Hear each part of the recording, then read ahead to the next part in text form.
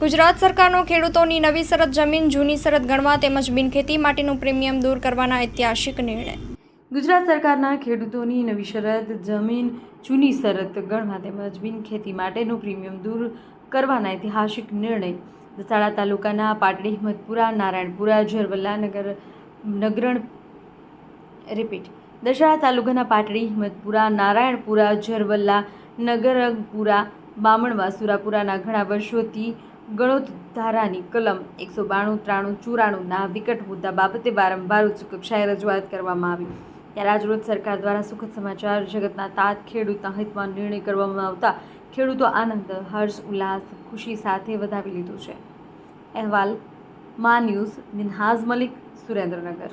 છેલ્લા 4 મહિના કરતાં પણ વધારે સમયથી ખેડૂત હિતરક્ષક સમિતિ પાટડી દ્વારા વિવિધ મુદ્દાઓને લઈને જે આંદોલન ચાલુ કરવામાં આવેલ હતું, એમાં ગઈકાલે સરકારશ્રીના મહેસૂલ વિભાગ દ્વારા જે જમીનો નવી શરતની હતી, જે જમીનોને બિનખેતી કરવા માટે જે મોટા પ્રીમિયમો ભરવા પડતા હતા, એવી તમામ જમીનોને જૂની શરત કરવાનો જે નિર્ણય કરવામાં આવ્યો છે એ ખૂબ જ સરાહનીય છે.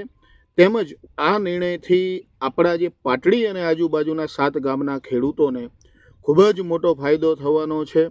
અને આપણા જે આંદોલનનો મુખ્ય મુદ્દો હતો કે ગણોત ધારાની અંદર જે આ 192, 193 અને 194ની નોંધોને દૂર કરી અને અમારી જમીન ઉપર જે આ મોટા પ્રીમિયમો અમારે ભરવા પડે છે એ નોંધો દૂર કરો અને અમને આ પ્રીમિયમના બોજમાંથી મુક્તિ અપાવો, એ મુદ્દાનું આજે સુખદ સમાધાન થયું છે. ત્યારે હું આજુબાજુના 7 ગામના જે ખેડૂત આગેવાનો હતા, જે ખેડૂત હિતરક્ષક સમિતિના પ્રમુખ આગેવાનો હતા, તેમજ જે ગામ લોકો, જે ખેડૂતો આ આંદોલનમાં પોતાની રીતે ખૂબ જ સાથ સહકાર આપ્યો છે, એ તમામનો ખૂબ આભાર વ્યક્ત કરું છું, સાથે અભિનંદન આપું છું. તેમજ જે કોઈ પત્રકાર મિત્રોએ આપણને સાથ અને સહકાર આપ્યો છે, આપણી વાત, આપણી પીડા જે મીડિયા દ્વારા સરકાર સુધી પહોંચાડી છે, એ તમામ પત્રકાર મીડિયા મિત્રોનો પણ હું ખૂબ આભાર વ્યક્ત કરું છું. તેમજ ખેડૂતોને કહેવા માંગુ છું કે આ સરકારમાં, આ લોકશાહીની અંદર આપણે લડીશું તો ચોક્કસ જીતીશું.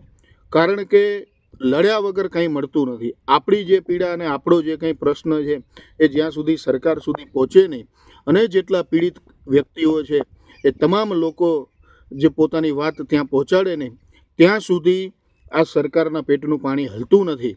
માટે આપણે સૌએ એ જોઈ લીધું છે કે આપણે ખૂબ જ મોટા પ્રમાણમાં હજારોની સંખ્યામાં કલેક્ટર કચેરી સુધી ગયા અને આપણી વાતની રજૂઆત કરી, તો ક્યાંક ને ક્યાંક આપણી વાત અને આપણા મુદ્દાને સરકારશ્રીએ સાંભળ્યા અને આજે એનું સુખદ સમાધાન થયું છે.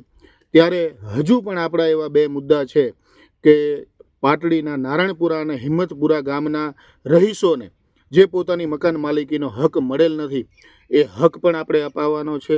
તેમજ પાટડી તાલુકાના, આપણા દસાડા તાલુકાના 12,972 જેટલા ખેડૂતોને ચોમાસામાં થયેલ અતિવૃષ્ટિથી ભારે જે નુકસાન થયેલ હતું અને સરકારશ્રીએ જે પાક નિષ્ફળ માટેની સહાયના ધારાધોરણો નક્કી કરેલ હતા, એ મુજબ આજે આપણી જમીનોમાં સર્વે થઈ ગયેલ હોવા છતાં સરકારશ્રીના જે ગ્રામ સેવકોની ટીમે, ખેતીવાડી અધિકારીશ્રીએ સરકારશ્રીના કૃષિ વિભાગમાં રજૂઆત કરેલ હોવા છતાંય આજ દિન સુધી જે ખેડૂતો આ પાક નિષ્ફળ સહાયતાથી વંચિત છે, એવા તમામ ખેડૂતોને આજ સુધી હજુ એ સહાય મળી નથી.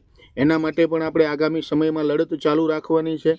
ત્યારે હનુમાન ચાલીસાથી, હનુમાનજીના પાઠથી શરૂ કરેલું આ આંદોલન આપણને ક્યાંક ને ક્યાંક સફળતા અપાવી રહ્યું હોય એવું મને લાગે છે. ત્યારે આજે આપણે એક મુદ્દાની સફળતા મળી છે.